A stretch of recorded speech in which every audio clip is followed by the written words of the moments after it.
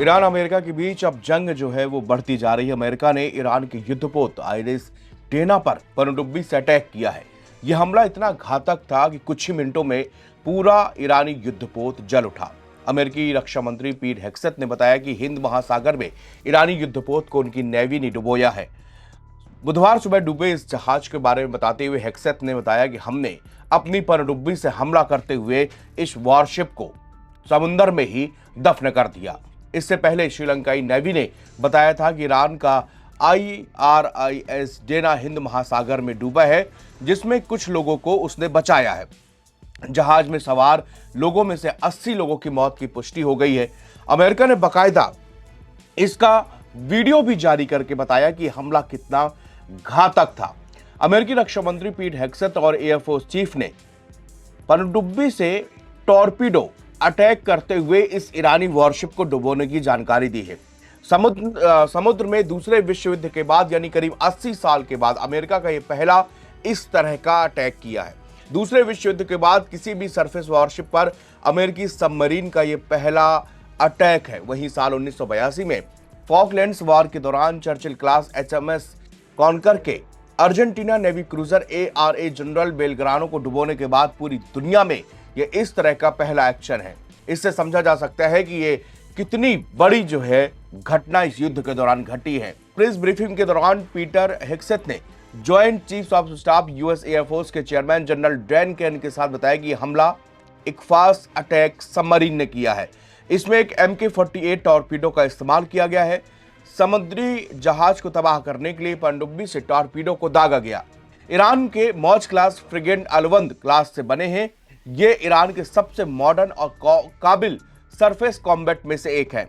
Operation epic fury के दौरान अमेरिकी हमलों में ईरानी अलवंद क्लास के वॉरशिप को उनके डेरिवेटिव पर भी पोर्ट पर निशाना बनाया गया। अमेरिकी अधिकारियों ने ईरान की नेवी को कमजोर करने की कोशिश की है। अमेरिका के रक्षा मंत्री पीटर हेग्सेथ ने कहा कि ईरान का एक युद्धपोत टॉर्पीडो से हमला करके डुबो दिया गया। हिंद महासागर में अमेरिका ने एक ईरानी युद्धपोत को डुबोया है। उसको लगा कि वो अंतर्राष्ट्रीय जल क्षेत्र में सुरक्षित है, लेकिन उसे एक टॉर्पीडो से डुबो दिया गया। हम ईरान को जल्द ही कंट्रोल करेंगे। जहाज में डूबने की कॉल मिलने के बाद श्रीलंका की नेवी ने रेस्क्यू ऑपरेशन चलाया है। श्रीलंकाई सरकार ने ईरानी युद्धपोत पर अमेरिकी हमले में 80 लोगों के मारे जाने की पुष्टि की है। श्रीलंका नेवी के एक प्रवक्ता ने बताया है कि जहाज के डॉक्यूमेंट्स के मुताबिक जहाज पर तकरीबन 180 लोग सवार थे। श्रीलंका की नेवी ने 32 लोगों को बचाया है। ऐसे में अभी करीब 60 से ज्यादा लोग ऐसे हैं जो कि लापता हैं। आइरिस डेना 17 और 18 फरवरी को विशाखापट्टनम में आयोजित इंटरनेशनल फ्लीट रिव्यू 2026 से वापस लौट रहा था। इस अभ्यास में 19 विदेशी युद्धपोतों सहित कुल 85 जहाजों ने हिस्सा लिया। भारतीय राष्ट्रपति द्रौपदी मुर्मू ने स्वदेश निर्मित अपतटीय गश्ती पोत INS सुमेधा से फ्लीट की समीक्षा की थी और इसे इस अवसर पर प्रेसिडेंशियल यॉट के रूप में काम किया था।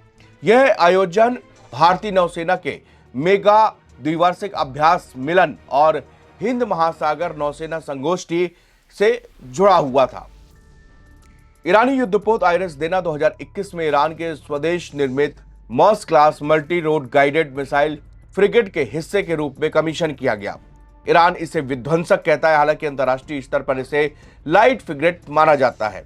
यह युद्धपोत सतह से हवा में मार करने वाली मिसाइलों, एंटीशिप मिसाइलों, तोपों, मशीन गन और टॉर्पीडो लॉन्चर से लैस था। यह स्वदेश निर्मित 4 बुनियान 4 इंजन और सभी इंजन की पावर 5000 हॉर्स पावर थी और बेहतरीन गतिशीलता के लिए इसमें ब्रो थस्टर सिस्टम से इसको लैश किया गया था। यह ईरान का पहला ऐसा जहाज था जो कि ब्रो थस्टर सिस्टम से लैस था।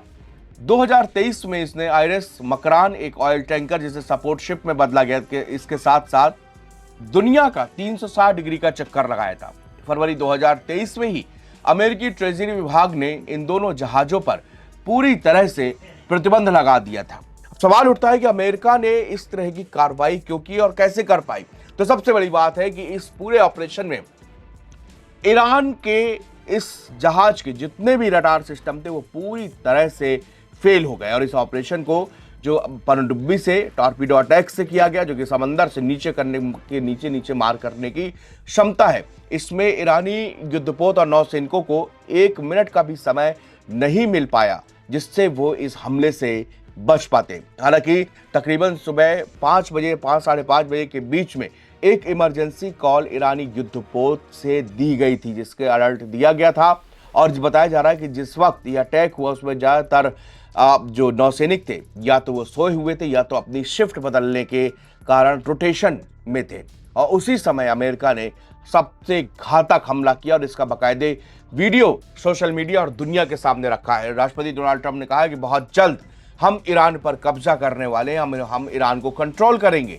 उन्होंने कहा ईरान पूरी तरह से तबाह हो गया। हालांकि इसके उलट सच्चाई ये भी है कि ईरान लगातार जो है अभी भी गल्फ रीजन और इजराइल को निशाना बना रहा है। इजराइल में कई सारी मिसाइल्स जो है गिराई गई हैं। इसके अलावा गल्फ रीजन पर अमेरिका के जहां जहां पर भी बेस है वहां ईरान के भीषण हमले अभी भी जारी हैं। शुक्रिया।